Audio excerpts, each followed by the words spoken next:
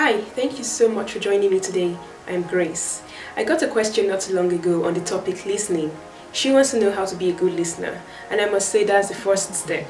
In order for you to be a good listener, you need to know how to be a good listener. So listening involves you paying attention to what someone is saying, consciously saying that I want to hear what you have to say, I need to understand what you have to say.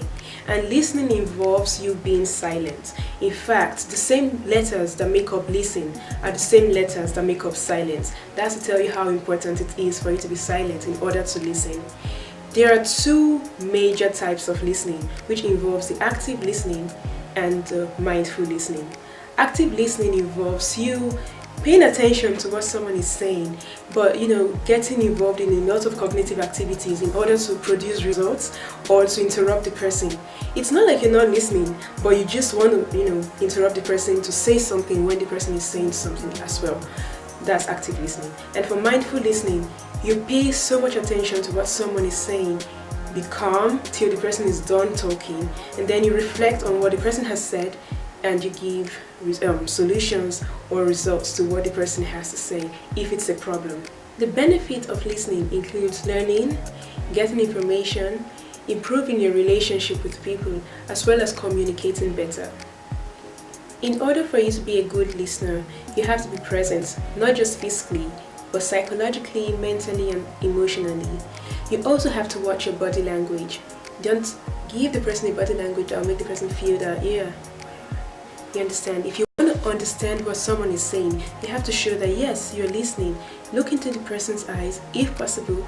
If you're shy about that, you can just, make sure the person knows that you're listening, but don't show this non-interest in what the person has to say by giving a very awkward body language. You also have to show empathy to make the person know you understand what he or she is going through if it's a problem. Some habits you need to form in order to be a good listener are calmness. You need to be calm. You don't need to be everywhere, so the person will know that yes, you're dedicated to what he or she is saying. You also need to write things down if you want to practice mindful listening. Sometimes you could just write so you're not interrupt what the person is saying. You could just write or jot or it depends on what the person is saying. If it's a problem and you know that you can handle this problem well by not interrupting, you could jot. Those are some very good habits you could form to be a good listener. Some of the major hindrances to being a good listener are distraction.